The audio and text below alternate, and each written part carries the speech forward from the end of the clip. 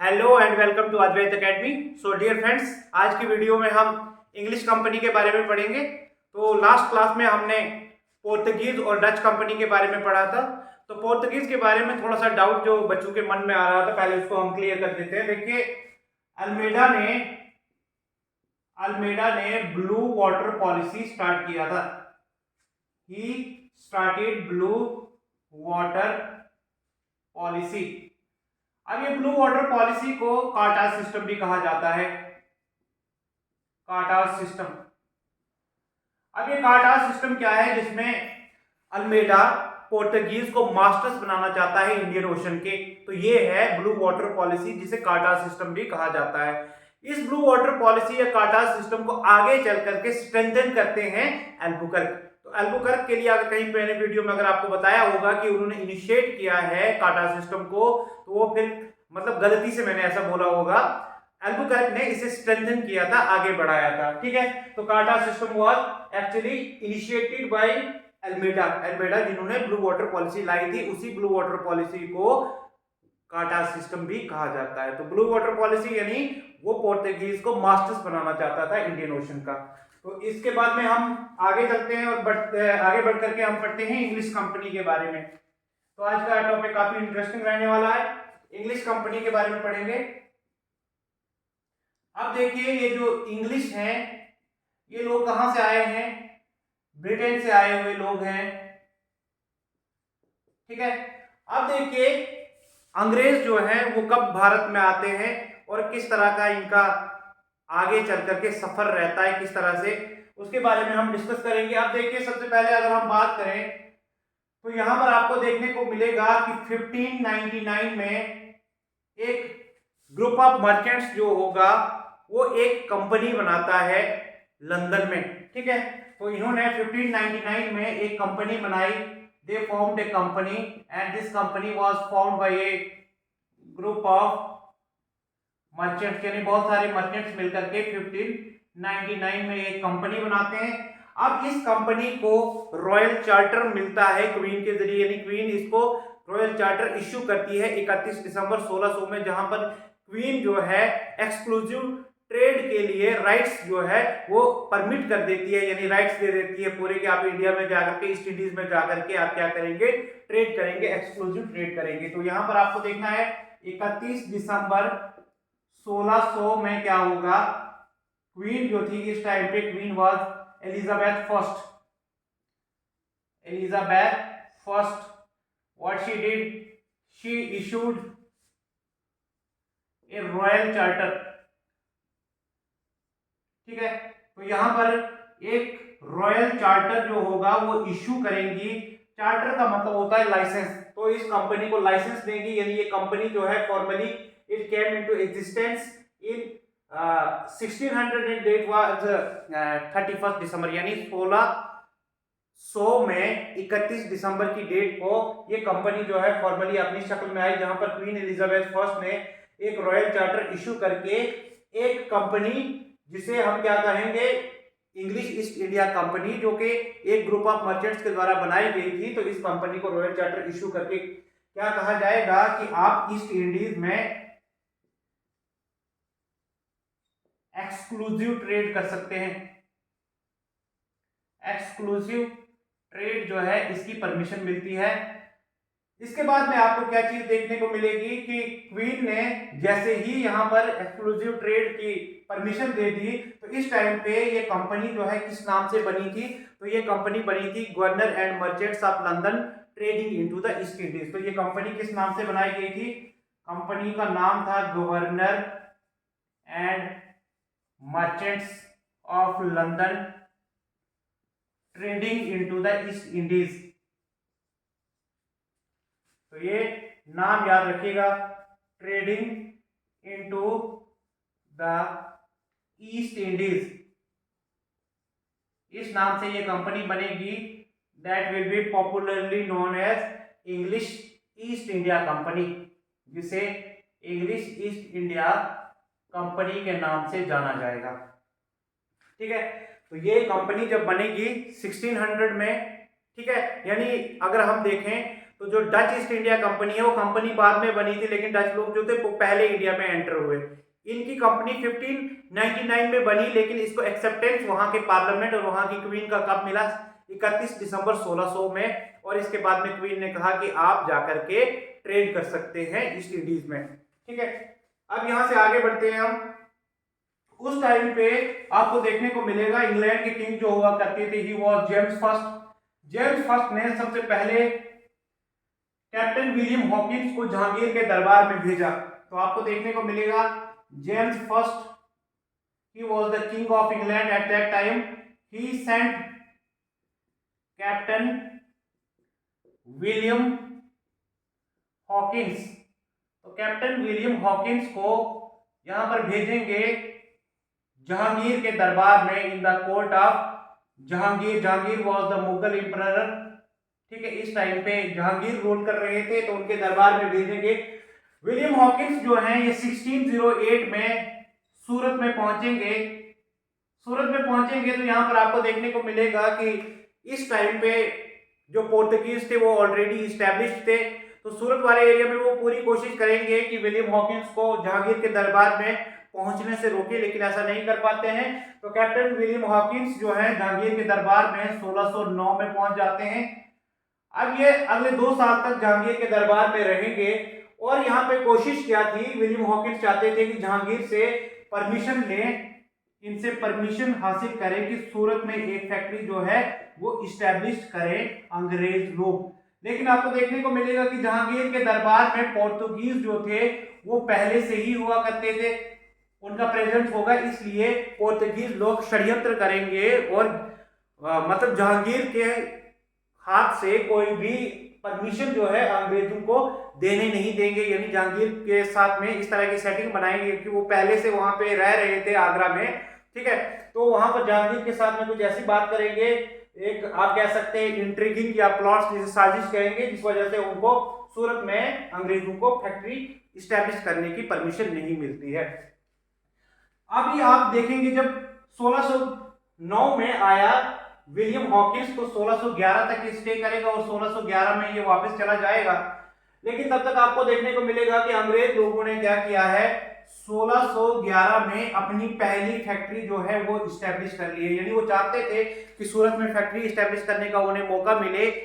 इसी चीज के लिए विलियम हॉकिंस जो है वो जहांगीर के दरबार में भी गया, लेकिन जब उसको ये सक्सेस नहीं मिली तो उसके बाद में अंग्रेज लोग जो है तब तक ईस्टर्न कोस्ट पे चल करके मसूलीपट्टनम में 1611 में अपनी पहली फैक्ट्री स्टैब्लिश करेंगे। तो first factory was established in 1611। ठीक है, और जगह है मसूलीपट्टनम। और मसूलीपट्टनम के बारे में हम ऑलरेडी डिस्कस कर चुके हैं, that Masulipatnam is in Andhra Pradesh. तो आंध्र प्रदेश में मसूलीपट्टनम ईस्टर्न कोस्ट पे है। तो यहां पर आपको देखने को मिलेगा दैट मसूलीपट्टनम में इन्होंने 1611 में अपनी पहली फैक्ट्री स्टैब्लिश करी। अब देखिए जब अंग्रेज लोगों ने यहां पर ईस्टर्न कोस्ट में अपनी पहली फैक्ट्री स्टैब्लिश करी, इसी टाइम पे आपको देखने को मिलेगा कि 1612 में एक लड़ाई होती है, काफी इंपॉर्टेंट है, that battle was battle of Swally, जो कि गुजरात के कोस्टल एरिया में हुई थी। बैटल ऑफ स्वाली, स्वाली की लड़ाई, जिस लड़ाई के बारे में मैंने आपको कहा था कि ये बोट्स के ऊपर लड़ी गई थी, पानी के ऊपर लड़ी गई ये लड़ाई, सूरत के एकदम नजदीक में लड़ी गई थी ये लड़ाई। ठीक है, तो स्वाली की इस लड़ाई में जहां पर आपको देखने को मिलेगा एक तरफ अंग्रेज लोग हैं, इंग्लिश कंपनी है, दूसरी तरफ पोर्तुगीज हैं, पुर्तगाली है। और इस लड़ाई में इंग्लिश कंपनी के एक कमांडर थे जिनका नाम था थॉमस बेस्ट। थॉमस बेस्ट ने यहां पर इस लड़ाई में पोर्तुगीज को हरा दिया। Portuguese got defeated in the battle of Swally. तो स्वाली की लड़ाई में पोर्तुगीज जैसे ही हार जाएंगे तो उनका जो नेवल सुप्रीमेसी का मिथ बना हुआ था that was completely shattered eight that time. और यहां पर इमरजेंस देखने को मिलेगा आपको अंग्रेजों का इंडिया में। ठीक है, तो इस लड़ाई के बाद में आपको देखेंगे कि जो पोर्तुगीज थे वो ऑलरेडी प्रेजेंट रहा करते थे जहांगीर के दरबार में भी, और वहां पर उनका इन्फ्लुएंस बहुत ज्यादा हुआ करता था, क्योंकि जहांगीर के पास में एक स्ट्रॉन्ग नेवी थी नहीं। इसलिए आपको देखने को मिलेगा कि जब भी मुगल्स को ट्रेड करना होता था अक्रॉस इंडियन ओशन, तो उन्हें यहां पर लाइसेंस लेना पड़ता था पोर्तुगीज से। लेकिन ऐसी जब हरकत हुई, जब अंग्रेजों ने पोर्तुगीज को पानी के ऊपर हरा दिया, तो यहां पर उनकी जो नेवल सुप्रीमेसी का मिथ था, that was completely broken, that was completely shattered.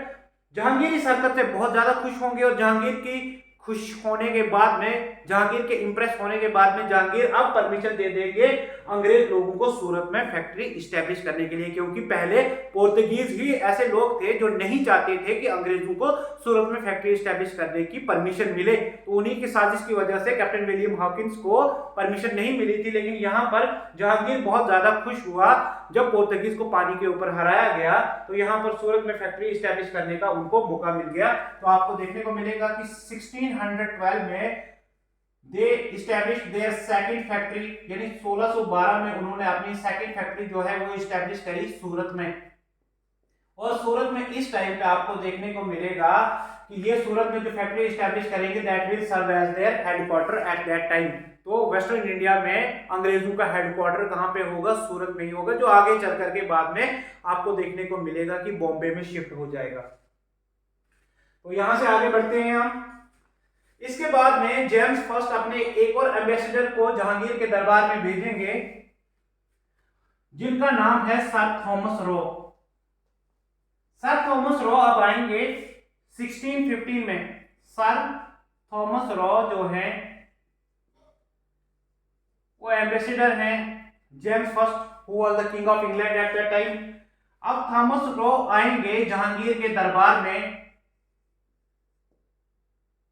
इसके कोर्ट में जहांगीर के। और थॉमस रो जो हैं ये आएंगे 1615 में और 1619 तक रहेंगे। इससे पहले हम जिनकी बात कर रहे थे वो थे कैप्टन विलियम हॉकिंस।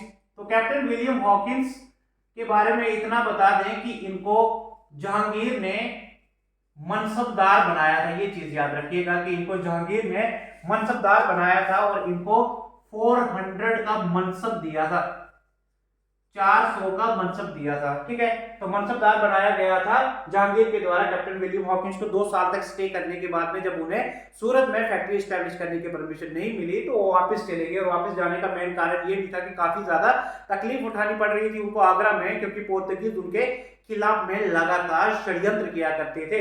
इसलिए अब सर थॉमस रो जब आएंगे 1615 से 1619 तक रहेंगे, तो इनका जहांगीर के साथ में बहुत अच्छी फ्रेंडशिप हो जाएगी, बहुत अच्छा बॉन्ड रहेगा। अब देखिए जब इनका बहुत अच्छा बॉन्ड रहेगा तो जहांगीर काफी दारू वारू पिया करता था, तो दोनों शराब भी साथ में पिया करते थे। अब इनका पर्सनल बॉन्ड जो है वो बढ़िया रहेगा, लेकिन साथ थॉमस रो भी कोई कमर्शियल एक्टिविटी साइन करने में जहांगीर के साथ में कामयाब नहीं होंगे। He was not able to sign commercial treaty, जहां पर ट्रेड के लिए इनको कोई बहुत ज्यादा कंसेशन मिले वो ऐसा कर नहीं पाए। लेकिन सर थॉमस रो के यहाँ रहने के बाद में जो फायदा हुआ अंग्रेजों को वो ये था कि इसके अलावा भी, यानी पहले मसूलीपट्टनम और सूरत में इनकी फैक्ट्रीज इस्टेब्लिश हुई थी, इसके अलावा भी बहुत सारी जगह पर अंग्रेज लोग अपनी फैक्ट्रीज को इस्टेब्लिश करने में कामयाब होंगे। तो वो जगहें जिस तरह ये फैक्ट्रीज इस्टेब्लिश करेंगे तो आपको देखने को मिलेगा कि फैक्ट्रीज कहां कहां पे इस्टेब्लिश होगी।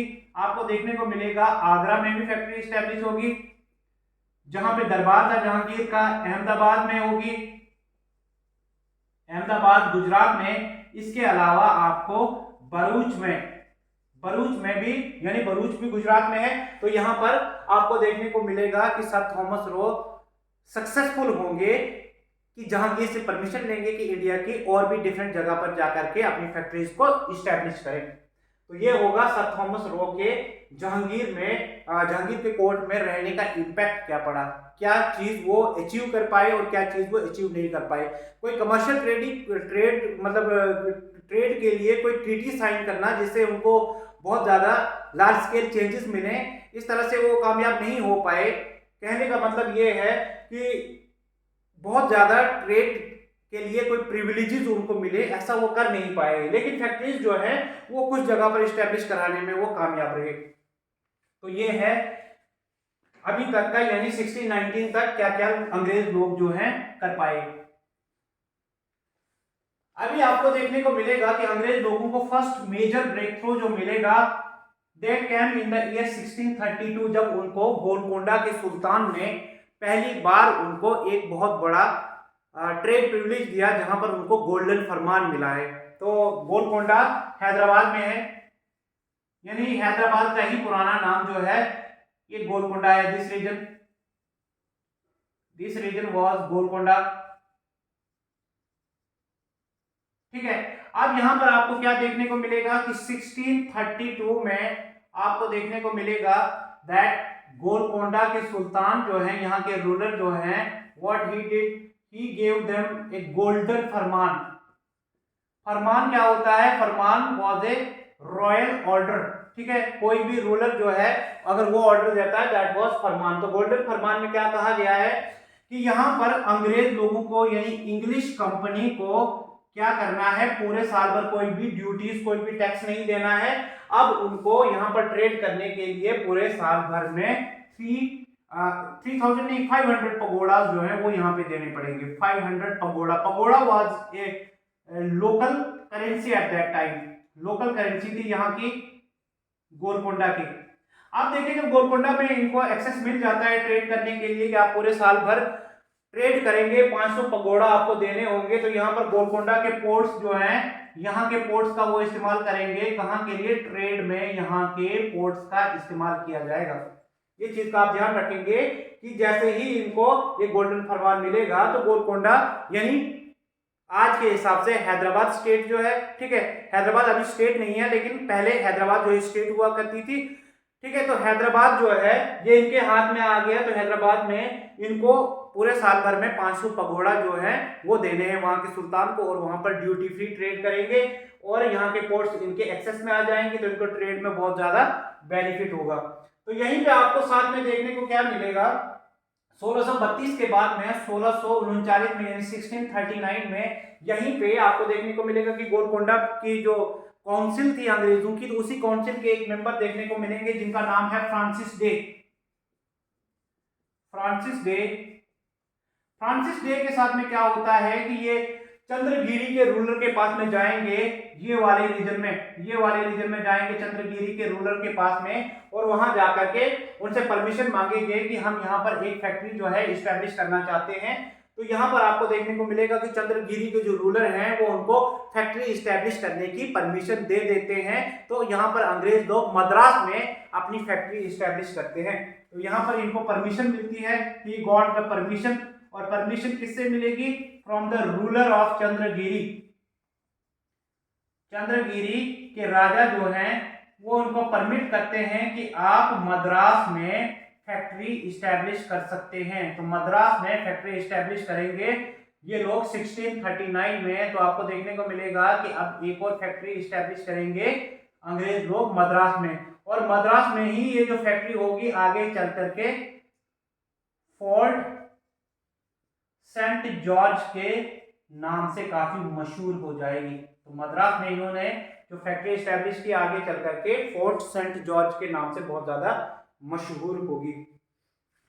अभी आपको देखने को मिलेगा कि यहाँ पर साउथ इंडिया में पहले मसूलीपट्टनम में इन्होंने अपनी फैक्ट्री को इस्टेब्लिश किया, फिर उसके बाद में गोलकोंडा में इस्टेब्लिश हुए, और अब मद्रास में। तो साउथ इंडिया में इन्होंने अपना हेडक्वार्टर जो है मद्रास में रखा था। साउथ इंडिया में इनका हेडक्वार्टर आपको मद्रास में देखने को मिलेगा।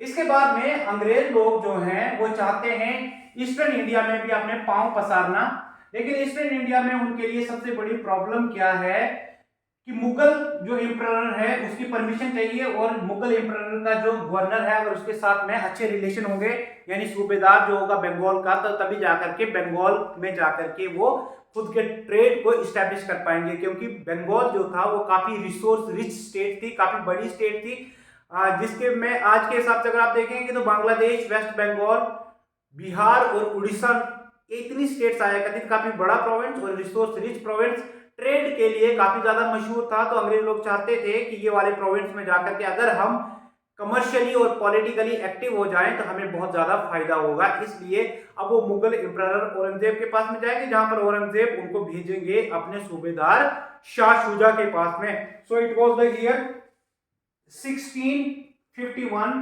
when the सूबेदार was शाह शुजा। शाह शुजा इस टाइम पे सूबेदार थे बंगाल के। तो बंगाल का जो सूबा था वहां के सूबेदार हैं शाह शुजा। शाह शुजा अंग्रेज लोगों को इस टाइम पे एक फरमान देंगे। फरमान देंगे यूं कि आपको क्या करना है, आपको बंगाल में ट्रेड करना है, बंगाल में आप करेंगे ट्रेड, और उस ट्रेड के लिए आपको क्या करना है, कोई भी ड्यूटीज नहीं देनी है, नो ड्यूटीज, ठीक है। लेकिन आपको क्या करना है, इस ट्रेड के लिए आपको साल भर में ईयरली आपको 3000 रुपीज देने होंगे। ईयरली 3000 रुपीज जो है वो देने होंगे, यानी आपको पूरे साल भर में एक बार 3000 रुपए देने हैं, तो आप बंगाल में ट्रेड कर सकते हैं। इस तरह का फरमान शाह शुजा ने दिया अंग्रेज लोगों को। अब अंग्रेज लोगों को जब ये फरमान मिला तो आपको देखने को मिलेगा कि अंग्रेज लोगों को जगह जगह पर जो बंगाल के कस्टम ऑफिसर्स थे वो उनको परेशान किया करते थे, जगह जगह पर उनको रोक करके उनको टोल लेने की कोशिश करते थे। इस चीज से बहुत ज्यादा परेशान थे। इस चीज का जो है कंप्लेंट उन्होंने एक बार बंगाल के एक और गवर्नर के साथ में यानी सूबेदार के साथ में किया। It was the year 1682। जब उनको प्रॉब्लम हुई तो उस टाइम पे शाइस्ता खान जो हुआ करते थे, he was the governor. Shaista Khan जो थे, ही वाज द सूबेदार, सूबेदार ऑफ बंगाल, ठीक है, बंगाल के सूबेदार ये थे। तो इनको जाकर के अंग्रेज लोग बोलेंगे कि हमें इस तरह से दिक्कत आ रही है, तो आप हमें परमिट करिए कि हुगली में हमारी जो फैक्ट्री है हम उसको फोर्टिफाई करें, और फोर्टिफाई करेंगे तो हम वहां पर अपने हथियार वगैरह रख सकते हैं, और कभी हमें फोर्स का यूज करना पड़ेगा, यानी जो कस्टम ऑफिसर उनको परेशान किया करते थे, ठीक है, तो लोकल अथॉरिटी जब उनको परेशान किया करती थी तो उनके खिलाफ में फोर्स का इस्तेमाल कर सके। अब देखिए, जैसे ही बंगाल में 3000 का आपको देखने को मिलेगा कि ईयरली उनको क्या देना है, फीस देनी है, जिसके बदले में आपको क्या देखने को मिलेगा कि ये ट्रेड करेंगे, that trade was duty free. तो आपको देखना है कि यहाँ पे बंगाल में कहां कहां पर स्टैब्लिश हुए थे। हुगली में इन्होंने अपनी फैक्ट्री स्टैब्लिश की थी। इसके अलावा आपको कासिम बाजार में देखने को मिलेगा कि इन्होंने फैक्ट्री को स्टैब्लिश किया। इसके अलावा पटना में फैक्ट्री को स्टैब्लिश किया, बालासोर में इन्होंने फैक्ट्री को स्टैब्लिश किया। तो ये कुछ जगहें थी जहां पर अंग्रेज लोगों ने ईस्टर्न इंडिया में यानी बंगाल के प्रोविंस में फैक्ट्रीज को स्टैब्लिश किया। तो बंगाल में हुगली, कासिम बाजार, पटना और बालासोर, यहाँ पर आपको देखने को मिलेगा कि इन्होंने अपनी फैक्ट्रीज को स्टैब्लिश किया। अब जब उनको बहुत ज्यादा दिक्कत आ रही थी, क्योंकि कस्टम ऑफिसर्स उनको बहुत ज्यादा परेशान कर रहे थे, eight that time what they did, they wanted to fortify their settlements at Hooghly so that they could use force when it was needed for them। तो जब उनको जरूरत पड़ती है तो तब वो मतलब फोर्स का यूज कर पाते, तो बार बार उनको परेशान होना पड़ता था। शाइस्ता खान के साथ में जब इन्होंने कंप्लेंट किया तो इस कंप्लेंट का कोई एक्शन नहीं हुआ, जिसकी वजह से आपको देखने को क्या मिलेगा कि उनके बीच में और मुगल्स के बीच में हॉस्टिलिटीज हो जाएंगी। अंग्रेजों और मुगल्स के बीच में रिलेशन अच्छे नहीं होंगे। जब रिलेशन अच्छे नहीं होंगे तो आगे चल करके आपको देखने को मिलेगा कि मुगल फोर्सेस जो है 1686 में औरंगजेब की फोर्सेस क्या करेंगे, they sacked Hooghly. Mughal forces sacked Hooghly, अंग्रेज लोगों की फोर्सेस ने हुगली को अपने कब्जे में ले लिया, जहां से अंग्रेज लोगों का बोरिया बिस्तर पैक करा दिया। अब यहाँ पे जब उनके ऊपर इतनी बड़ी कार्रवाई की गई, क्योंकि वो फोर्टिफिकेशन करने की कोशिश कर रहे थे, बदमाशी करने की कोशिश कर रहे थे, तो यहाँ पर उन्होंने भी रिटेलिएट करना स्टार्ट कर दिया। यानी English what they did, they started retaliating, they retaliated. और आपको देखने को मिलेगा कि बहुत सारी जगहों पर वो भी अटैक करेंगे। बालासोर एक जगह है, उड़ीसा में है आजकल, बालासोर में जहां पर अंग्रेज लोगों के फोर्स थे वहां पर उन्होंने अटैक कर दिया।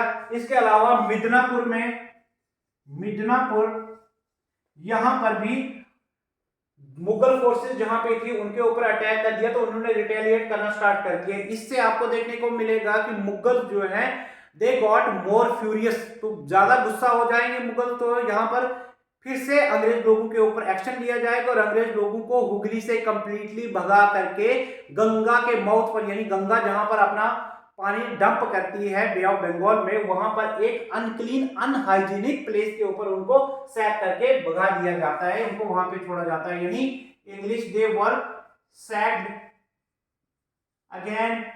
और यहाँ पर आपको देखने को मिलेगा कि उनको कहाँ पे भगा करके पहुंचाया जाता है, at the mouth of Ganga. Ganga river का जहां पर माउथ है तो वहां पर रहेंगे कुछ टाइम पे। अब अंग्रेज लोगों के पास में कोई चारा नहीं है, मतलब इसके अलावा कि वो रिकंसिलिएशन स्टार्ट करें मुगल्स के साथ में। तो यहाँ पर आपको देखने को मिलेगा एक अंग्रेज ऑफिसर आएंगे जिनका नाम है जॉब चरनोक। जॉब चरनोक जो है वो 1690 में अंग्रेज लोगों के साथ में नेगोशिएशन स्टार्ट कर देंगे कि हमें वापस से सुतानुती वाला एरिया जो है, हमें वापस से वो वाला एरिया दे दो, ठीक है, हमें इससे ज्यादा कुछ भी नहीं चाहिए, हमें सुतानुती जो है वो दे दीजिए। तो यहाँ पर जॉब चरनोक जैसे औरंगजेब के साथ में वो ट्रीटी कंक्लूड करेंगे तो आपको देखने को मिलेगा कि 1691 में फिर से अंग्रेज लोग जो है सुतानुती में अपनी फैक्ट्री जो है इस्टेब्लिश करने में कामयाब होंगे, यहाँ पर अपनी फैक्ट्री लगाएंगे बंगाल में। तो 1690 में उनका अंग्रेजों के साथ में क्या हुआ, ट्रीटी हुआ, जहां पर रिकंसिलिएशन किया उन्होंने मुगल्स के साथ में, मुगल्स को माफी मांगी। तो मुगल्स ने यहाँ पर देखने को मिलेगा कि उनको सुतानुती नाम की एक विलेज है जहां पर फिर से उनको रिस्टोर करने के लिए कहा कि आ जाओ यहाँ पे, और अंग्रेज लोगों ने 1691 में यहाँ पर अपनी एक फैक्ट्री स्टैब्लिश की।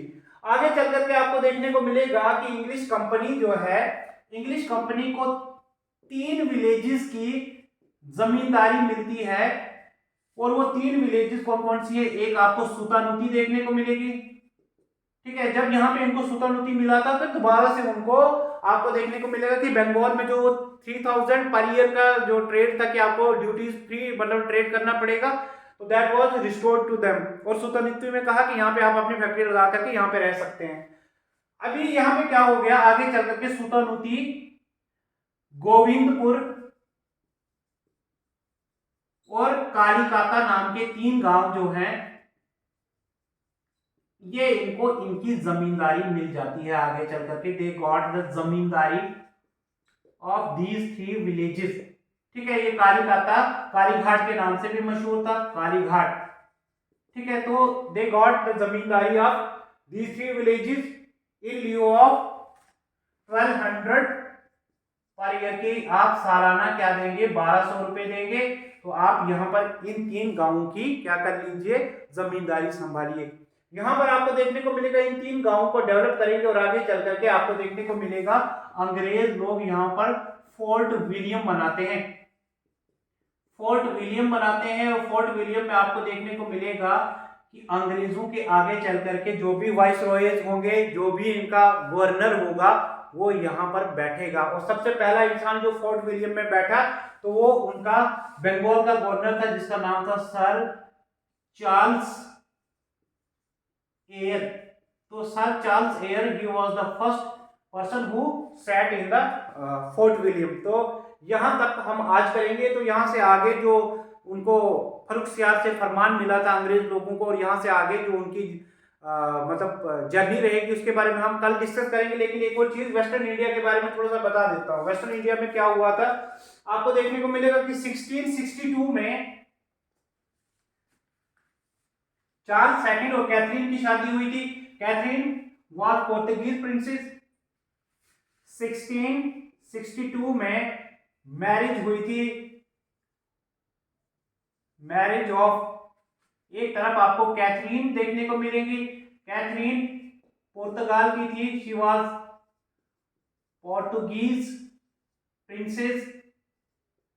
और दूसरी तरफ आपको देखने को मिलेंगे चार्ल्स सेकंड।